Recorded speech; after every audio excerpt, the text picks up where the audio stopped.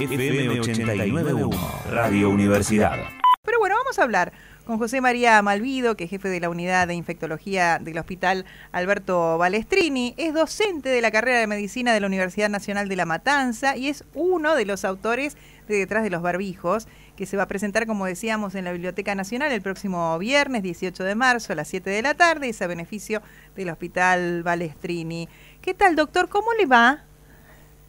Hola, buenas tardes a todos las y los oyentes, y gracias por el llamado. No Bien. sabía, vos sabés que yo vi esta presentación y me pareció sumamente interesante. No sabía que uno de los autores también estaba en esta universidad que queremos tanto y bueno, y me pareció muy interesante poder comprender, ¿no?, qué fue lo que vivieron y quizás las secuelas que todavía muchos de los que estuvieron allí desde el primer momento todavía a lo mejor están padeciendo, porque bueno, esta pandemia nos afectó a todos, pero ustedes estuvieron allí desde el primer momento.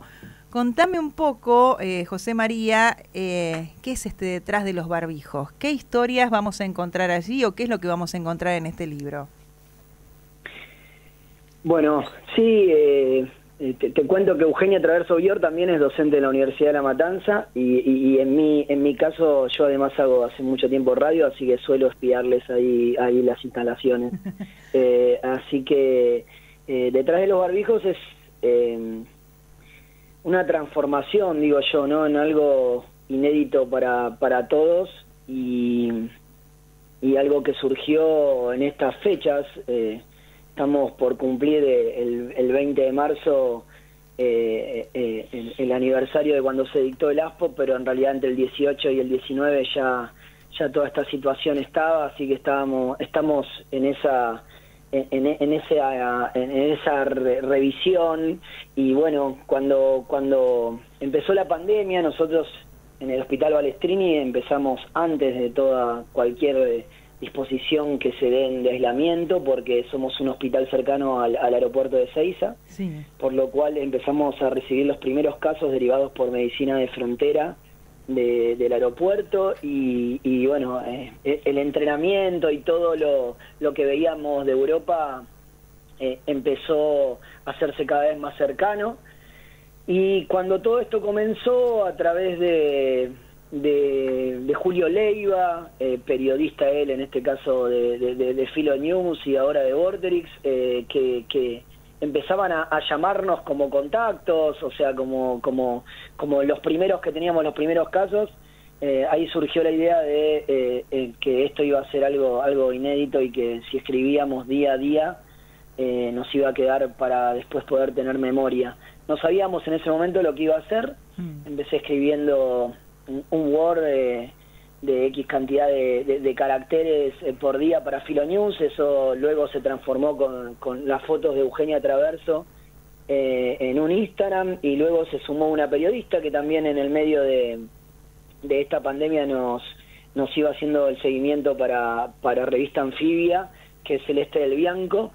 Y el libro está escrito en esos tres niveles: un médico infectólogo, sí, que manejó todo, además de la parte ambulatoria, todo el operativo que junto con los directores médicos del hospital, una médica internista que tuvo más contacto con los pacientes internados, y una periodista que fue reflejando lo mismo que nos pasaba a nosotros, pero a nivel de todo el país. Y a ver, contame un poco cuál fue el momento que más te conmovió o más fuerte, que también vamos a encontrar en este libro y que, bueno, lo pudiste transcribir.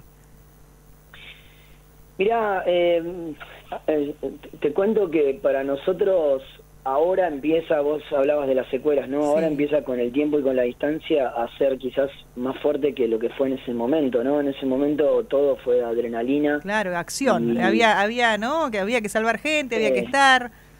Sí, y lo previo, ¿viste? En lo previo, en el entrenamiento de preparar un hospital relativamente nuevo. El Hospital Balestrini tiene 8 años, tenía entre 6 y 7 años al inicio de la pandemia, y era algo novedoso, no habíamos vivido algo así como otros hospitales por ahí más grandes, y entonces todo ese entrenamiento, viendo lo que pasaba en Europa, generó mucho desconcierto. Era la época de los aplausos, y la verdad que uno esos momentos de los aplausos y esos rituales que también están reflejados, todos esos momentos de tener vecinos en la puerta de mi casa, para nosotros era de desesperación, porque era ir contra reloj, tratando de tener insumos, tratando de capacitar gente, la gente que renunciaba, la gente que se iba de las casas por miedo a contagiar, y bueno, todo eso que en ese momento parecía como lo más terrible, luego se fue transformando en algo cotidiano, la lejanía durante mucho tiempo de ver a nuestras familias, las diferentes situaciones a las que nos ha llevado a aprender a trabajar en equipo entre todo el hospital. El libro tiene para mí una virtud que no es más que el reflejo de lo real, que es que cuenta historias de igual manera de un infectólogo, una médica internista, como de un terapista, como de un ambulanciero, como de quien nos ayudaba lavando la ropa a un ritmo 3 veces más rápido de lo habitual para que rindan los ambos, y la gente de limpieza que ha tenido que trabajar muchísimo y llegaba con las manos rotas de lavandina. La idea de escribir en el día a día desde adentro era que la gente sepa, primero, que pueda diferenciar de lo que se dice y lo que fue en real desde adentro, ¿no? Creo que más allá de todo lo terrible que ha sido, nosotros podemos saber que el sistema de salud aguantó y la salud pública incluso le dio espalda a la privada. Pero bueno, hay muchos momentos que por ahí yo me quedaría más con los momentos de eso, ¿no? De ese personal de salud silencioso, que no es el que tiene cámara o el que tiene la posibilidad de comunicarse, que ha hecho un esfuerzo tremendo. Y creo que toda la sociedad, ¿no? Me parece que la idea del libro no es que sea un libro triste, sino que sea un libro que deje memoria de este momento que vivimos entre todos. José María Guille te saluda, ¿cómo estás?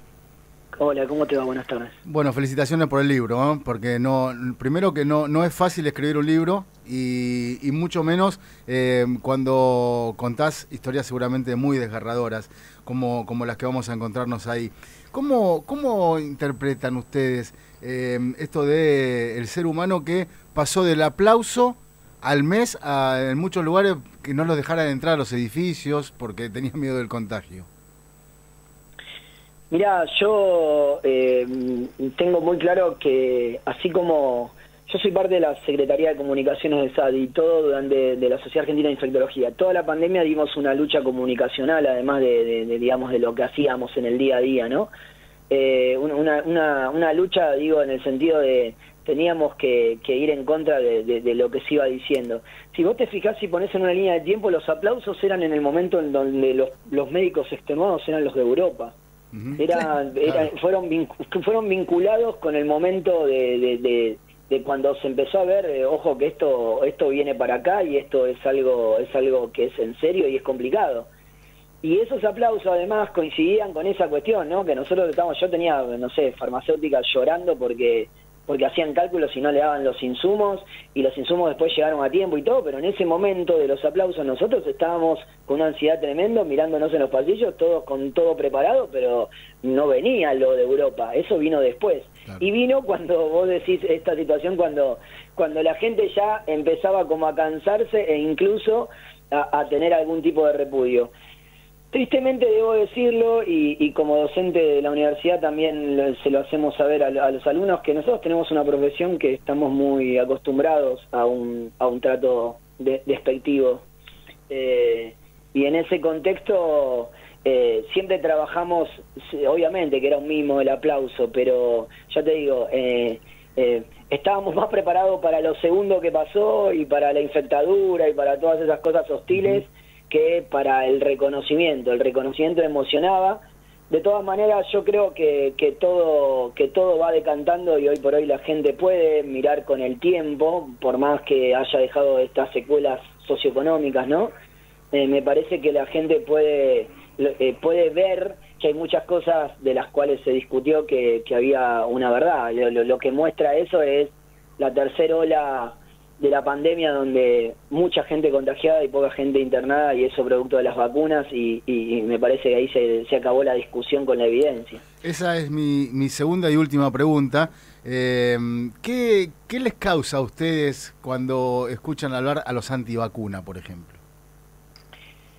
Mirá, a mí me parece que el mayor problema de los antivacunas o de cualquiera de estos movimientos que sin respaldo más que su propia experiencia o su propio círculo, que generalmente tiene que ver con gente que tiene la misma ideología, es la repercusión de eso en los medios, y ahí uno lo que siente es que de alguna manera esa repercusión no solo es irresponsable, sino que debería reverse, ¿no? Me parece que una de las cosas que vamos a aprender de todos de la pandemia es esto, ¿no? Que hay que rever la forma de comunicación, la forma de llegada, así como me parece que para el sistema de salud también hay que aprender y saber que, no sé, nosotros en un hospital público como el Hospital Balestrini, en La Matanza, pudimos hacer seguimiento telefónico de cada paciente que hemos evaluado. Y para la gente no es lo mismo que lo llamen de un hospital para ver cómo está a que no lo llamen. Y lo mismo pasa con esto de las vacunas. La verdad que ante la comunicación incorrecta, yo siempre hago el mismo ejercicio, digo, todos hemos tenido a alguien en algún momento. Ahora, en la última ola, nosotros hemos llegado a hisopar 150, 200 personas por día y no internábamos a nadie, y al principio era al revés, no nos daban los tubos de oxígeno para ponerlos en los pasillos. Entonces, hay una evidencia que termina dando la razón. En el medio me parece que la irresponsabilidad del grupo de antivacunas en sus pensamientos y de quien lo repercute, bueno, es algo de lo cual vamos a tener que aprender de acá en adelante. Por suerte, y me parece que hay que remarcarlo, y yo así lo siento, al menos yo lo siento así, la gente igual es mayoría la agradecida, y es mayoría la gente que confió en el mensaje que se le daba desde la salud. Y entender, ¿no?, después de esta pandemia, que bueno, también si un sistema de salud no está fortalecido, es realmente muy, pero muy complicado. Y vos, José María, sos docente también, y bueno, quería saber qué es para vos, ¿no?, ser médico, y qué tratas de transmitirle a tus alumnos, a los chicos, a aquellos futuros médicos, ¿no?, en un país donde tiene un sistema de salud que bueno, no hace distinciones y nos atiende a todos. ¿Cómo se hace para seguir teniendo un sistema que ojalá cada vez esté más humanizado, ¿no?, y no tan mercantilizado como tienen algunos esa visión de la profesión, ¿no? Sí, mira, yo en el medio de todas estas experiencias de la pandemia, una de las cosas que hice fue que generarme ahora, digamos, ayornarme un poco a esto de las redes, y en Malvido Médico hablo un poco de eso y me contacto con los chicos, con los estudiantes, y una de las cosas que digo es esto, ¿no?, que a mí me gusta que me digan médico porque me parece que es un oficio, y el oficio de ser médico implica, digamos, además de estar devaluado, digo, en varias cosas. Hoy no sé si ustedes saben, pero las residencias por las cuales en mi época uno trataba digamos, tenía grandes intereses por los grandes hospitales. Bueno, hoy por hoy el sistema de residencia está muy difícil de llenarse los cupos. O sea, tenemos toda una red que rearmar donde por ahí convencer a los y las alumnas de que este oficio en realidad vale la pena, porque como vos bien decís, las cuestiones económicas prevalecen. Ahora, en esta pandemia se demostró que la salud pública pudo respaldar a todo aquello cuando caducaron hasta la mejor prepaga del país. Claro. Entonces, la transmisión siempre tiene que ver con la pasión, con el amor, con el hecho de entender que es un oficio muy particular, donde seguro nosotros salimos enriquecidos, y por suerte, déjame decirte, yo me he formado en la UBA, por lo cual cuando uno entra a la Universidad de La Matanza con un sistema que es muy transversal, donde los chicos de primer año tienen experiencia en el terreno, uno a veces como muy acostumbrado al formato habitual de las universidades, de las facultades de medicina. Por suerte la Universidad de La Matanza, y se demuestra porque van egresando los alumnos y van consiguiendo las residencias que quieren, tiene una gran impronta social. Yo creo que es eso, es un oficio que hay que encararlo con amor, con pasión, con impronta social, y bueno, después ejercerlo de esa misma manera. Así que eso es un poco lo que transmitimos, y también lo que intentamos a través de los barbijos y a través de nuestro vínculo con los alumnos, que también tuvieron que pasarla complicada como todos en la sociedad. transmitirles que les quede esta pandemia, ¿no? A veces ser espectadores ahí cercanos a la situación sirve como marca para el futuro. Bueno, espero que también se presente acá en la universidad el libro, sí, ya que tenemos a uno de los autores. Pero por lo pronto sí, alguno está interesado y tiene ganas también de escuchar de qué se trata, Detrás de los barbijos, se va a presentar el próximo viernes, 18 de marzo a las 7 de la tarde, en la Biblioteca Nacional, es a beneficio del Hospital Balestrini. José María Malvido, un gusto haberte tenido en nuestro programa. Bueno, muchas gracias. Déjame, te pido un segundito para aclararte algunas cosas. En realidad el libro, todo, tanto obviamente los autores como la misma editorial, que tampoco fue sencillo conseguir una editorial que quiera escribir sobre la pandemia, está todo donado al Hospital Balestrini, y eso es lo que es absolutamente a beneficio.